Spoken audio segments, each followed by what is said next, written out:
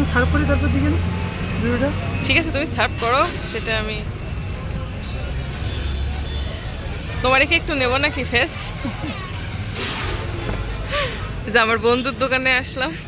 বন্ধু বললেই তো বলবে না, তাহলে বন্ধুর প্রমোট করতে করলাম, তাই কি হয়েছে?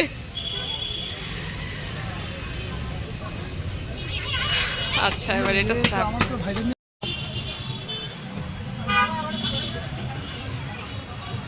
দেখো কাকা করলেন ওরা।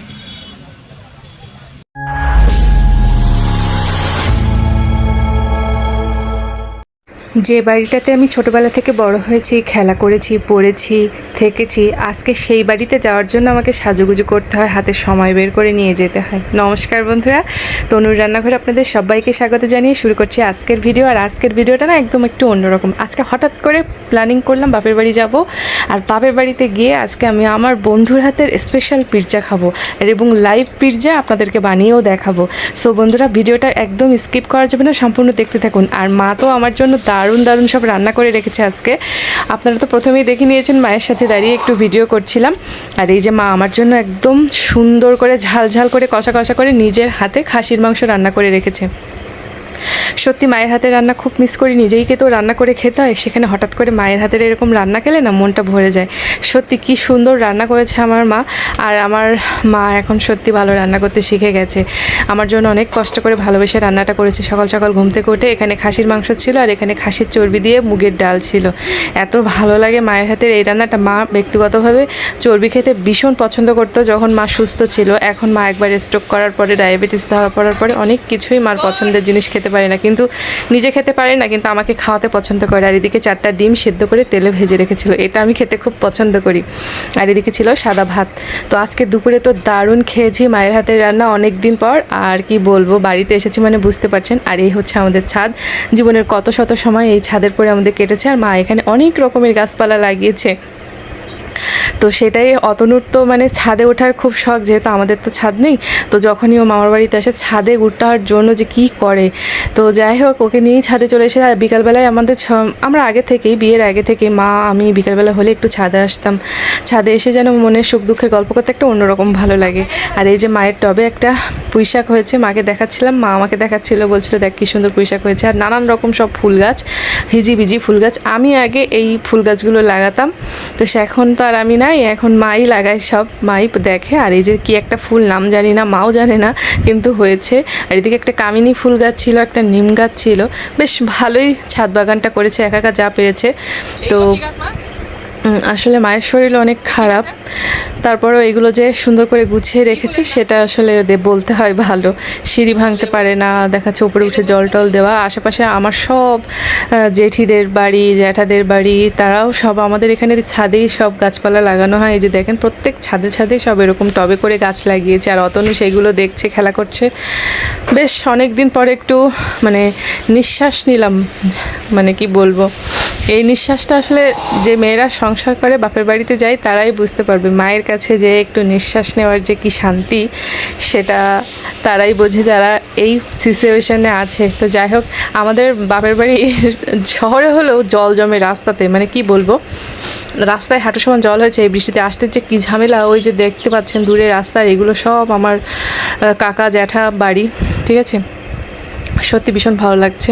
আর এই গাছটা তো সত্যি কত শত বছর হয়ে গেছে এই গাছটা আছে। এই গাছটাকে ঘিরে কত কাহিনী। এই গাছের পাতার জন্য কত লোকের অসুবিধা, তারা সবাই গাছপালা কেটে দিত, ডালমাল ছেড়ে নিত। হঠাৎ সবাই কোথায় কে ছড়িয়ে গেছে, কিন্তু গাছটা সেখানে দাঁড়িয়েই আছে।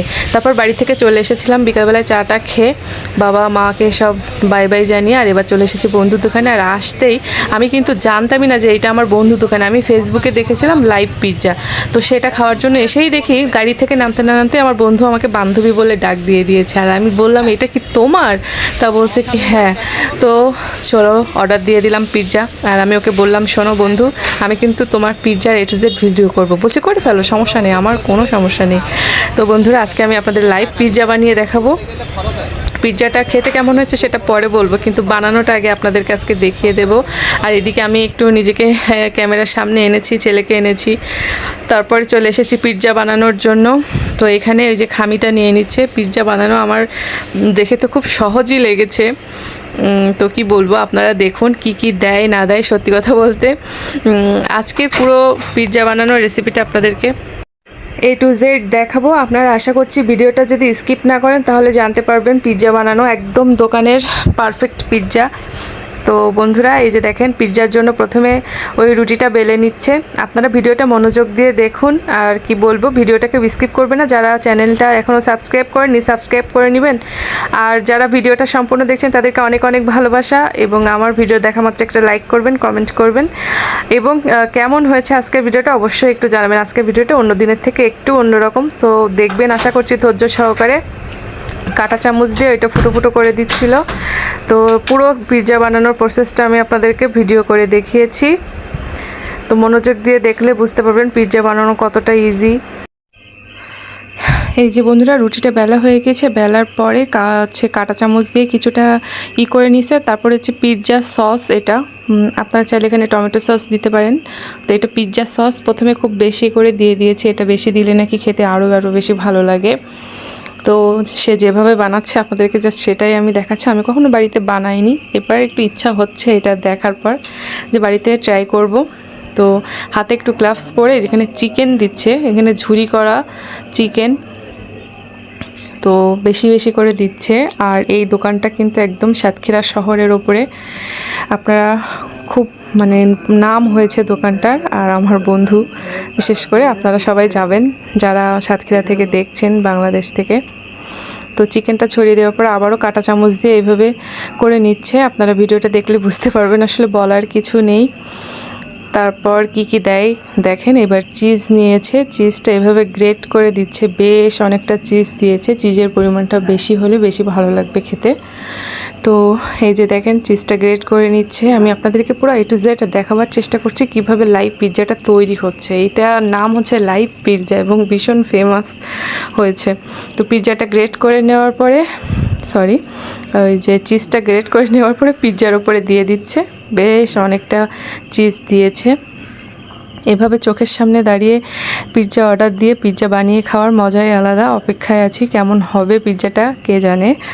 অপেক্ষা করবেন আপনারাও আমার সাথে পিৎজাটা কেমন খেতে হয়েছে সেটা জানার জন্য। দেখেন কতগুলো চিজ দিয়ে দিচ্ছে। আর এবার নাকি ডেকোরেশনের জন্য কি কি দেয় দেখি। অনেক কিছু দিয়েছে, বলছিল অনেক কিছু দিতে হয়। এই যে এখানে ছোট্ট ছোট্ট করে টমেটো দিচ্ছিল, এই টমেটোগুলো নাকি 200 টাকা কেজি নিয়েছে এখন। তো সেই টমেটোগুলো ছোট ছোট করে কাটা, সেগুলো দিচ্ছে। আরও অনেক কিছু দিবে, আপনারা দেখতে থাকুন। এই যে এই বাটির ভিতরে আছে মাশরুম, চিকেন বল, তারপরে হচ্ছে ব্ল্যাক অরিগানো, ঠিক আছে। ওই বাটিতে আমি আসলে এই নামগুলো আজকে মুখস্থ করতে হচ্ছে আমার পিৎজার ভিডিওতে ভয়েস দেওয়ার জন্য। এই যে দেখেন অরিগানো, ব্ল্যাক অরিগানো, মাশরুম, আর ওই যে ওইটা হচ্ছে চিকেন, কি বলে নাম মনে নেই। তারপরে আবারও ওপর থেকে চিকেনের টুকরো দিয়ে দিচ্ছে। এখানে যত বেশি চিকেন দেওয়া হবে খেতে তত বেশি মজা লাগবে। তো আর এইটা কি দিচ্ছে দেখেন, এটা কি ছিল, ওই যে ভুট্টা মতো কি একটা। তো যাই হোক, আমি যা নাম নিজে নিজে যা জেনেছি ওর কাছ থেকে শুনে সেটা মনে রাখতে পারছি না বাড়িতে এসে ভয়েস দেওয়ার সময়। আপনারা একটু ঠিকঠাক করে নেবেন যারা আপনারা রেগুলার পিৎজা বানান, বা যারা আসলে আজকে নতুন দেখছেন, আমার মতনই অবস্থা আপনাদেরও। তো এই যে দেখেন খুব সুন্দর হয়েছে ডেকোরেশনটা। এবার জাস্ট আমি ভাবছিলাম মনে হয় হতে অনেক সময় লাগবে, জাস্ট 5 মিনিটের মধ্যে হয়ে গিয়েছে। এই আমার মানে আগুন ওইটার ভিতরে গনগন করছে, দিয়ে দিয়েছে। তো আমরা বসেছিলাম কখন পিৎজাটা আসবে। এবার পিৎজাটা তৈরি হয়ে গিয়েছে। আমার বন্ধু এখানে পিৎজাটা কেটে সুন্দর করে ডেকোরেশন করে আমাকে দিচ্ছে। আর খুব সুন্দর লাগে এভাবে পিৎজা কাটা দেখতে। এই যে দেখেন কি সুন্দর করে কাটছে। আর 2টা সস দিয়েছিল, টমেটো সস আর একটা মেবি ওইটা কি ছিল সাদা কালারের। তো টমেটো সস দিয়ে খেতে বেশি ভালো লেগেছে। তো বন্ধুর সাথে গল্প করছিলাম আর ডেকোরেশন করছিলাম। বলছিল যে, আমি বলছিলাম আমার চ্যানেলে তোমার এই ভিডিওটা দিয়ে দেবো, তোমার কাছে সবাই আসবে। বলছে সবাই ভাববে তুমি আমাকে প্রচার করছো বেশি। আমি ভাবুক, সমস্যা নেই, তুমি দাও। তো ওকে একটু ক্যামেরার সামনে নিয়ে এসেছিলাম, আমরা একসাথে কলেজে পড়তাম। তো আজকে অনেকদিন পর বন্ধুর দোকানে পিৎজা খেয়ে সত্যি ভালো লাগলো। নতুন দোকান দিয়েছে, দারুণ একটা অভিজ্ঞতা হলো। লাইভ পিৎজা খেয়ে চোখের সামনে পিৎজা অর্ডার দিয়ে পিৎজা বানাতে দেখে সেটা ভিডিও করতে পেরে সত্যি ভালো লাগছে। এই যে দেখেন কত সুন্দর লাগছে, রাস্তার ধারে দোকানটা, দারুণ পিৎজা বানিয়েছে, খেতে সত্যি সুন্দর ছিল। তো আজকের ভিডিওটা বন্ধুরা এই পর্যন্ত। আর আপনাদের দাদা গরম গরম পিৎজায় কামড় মারলো আর আমার ভিডিওটা শেষ হয়ে গেল। তো টাটা বন্ধুরা, সবাই ভালো থাকবেন। কেমন লাগলো অবশ্যই আমাকে জানাবেন আজকের পিৎজা আর আজকের পুরো ভিডিওটা।